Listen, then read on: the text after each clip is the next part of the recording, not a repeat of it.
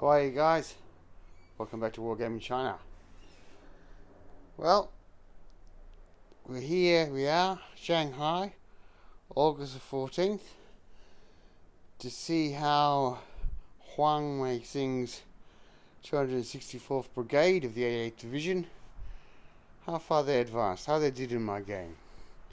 Well, in real life, that dead ground across there,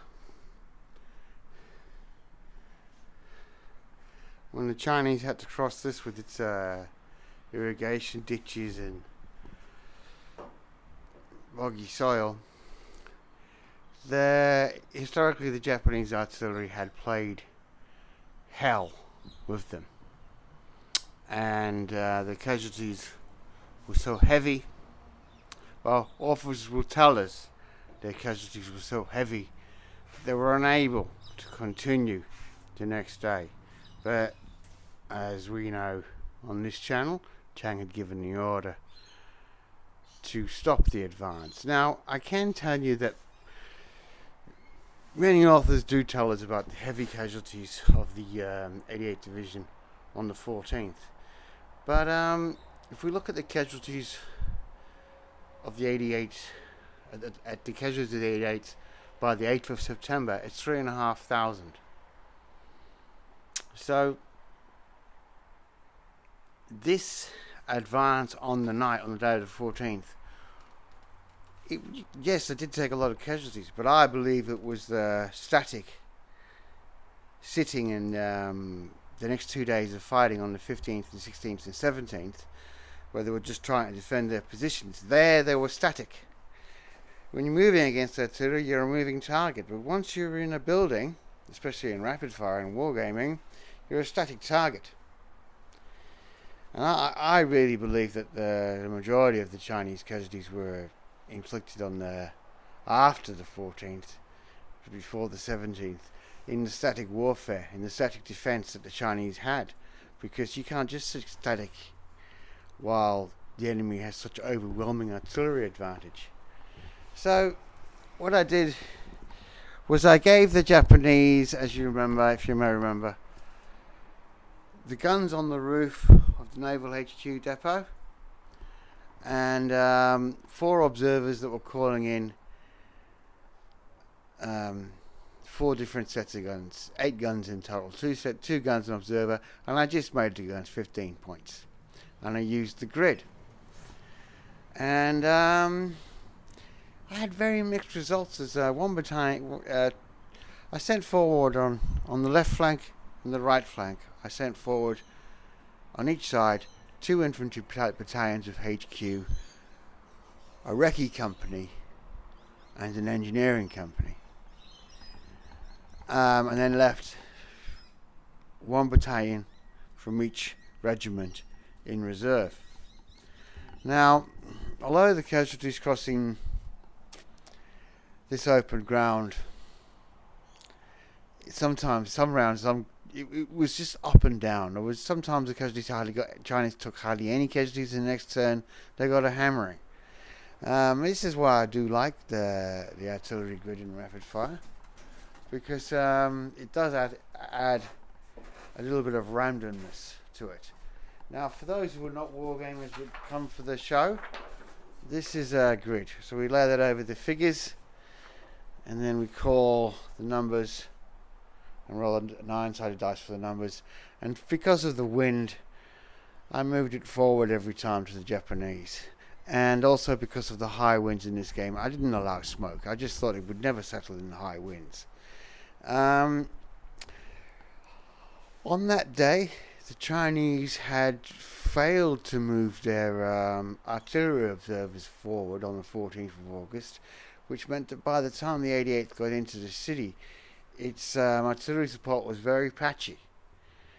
And let's remember, after the 14th of August onwards, the Chinese guns will bark a lot less, because the sky will have even more Japanese planes in it and observers as of tomorrow, as of the 15th. So to be historically accurate, I did leave the Chinese observers far behind. I did make sure that the mortars stayed where they were, while the advancing troops left them behind. Because you've got to try and, well, I always feel you've got to try and incorporate some of the historical events into your battles.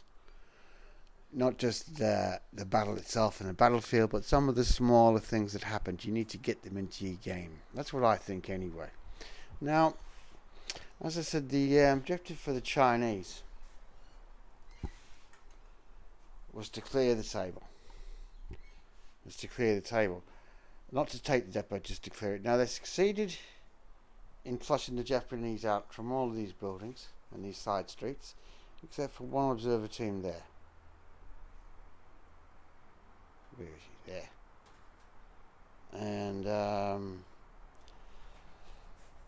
on the other side, this other battalion took a lot more casualties.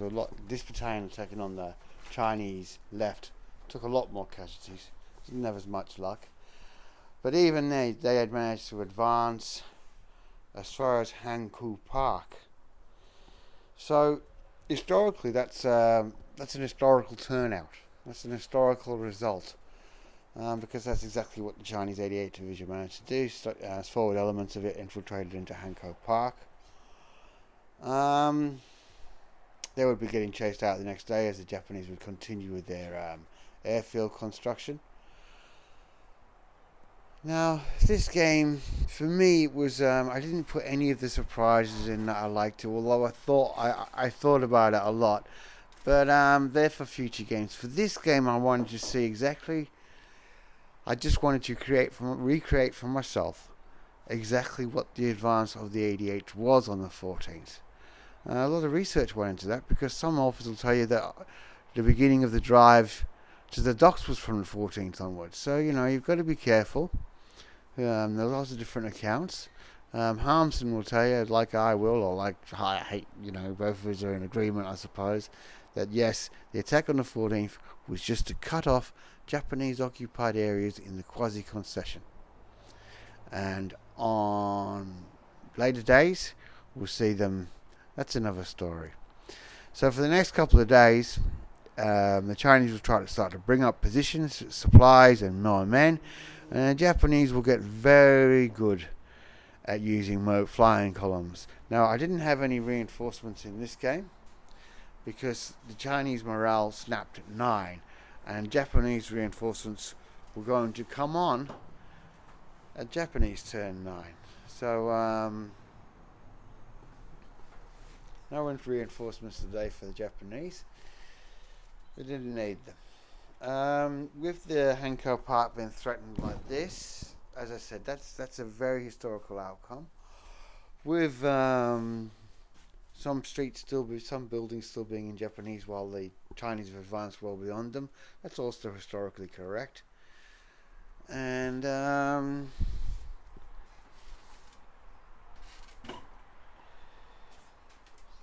although the Japanese were driven out of positions at the front of these buildings slowly back, the Chinese on this flank, they took their time with it.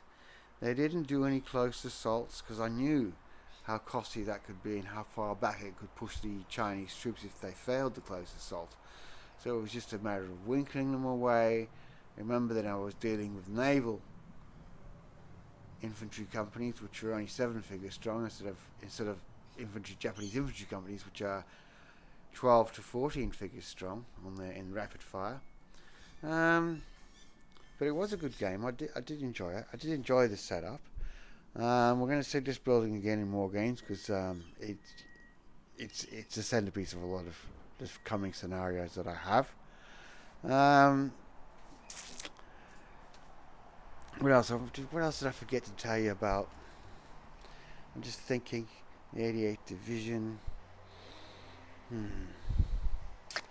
No, I can't think of anything else to tell you.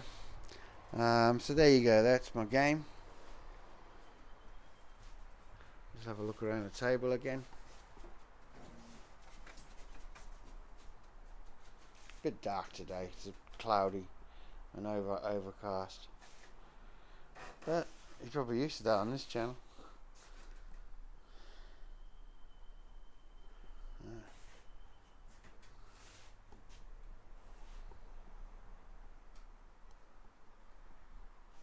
And houses in front of the alleys and streets in front of the depot.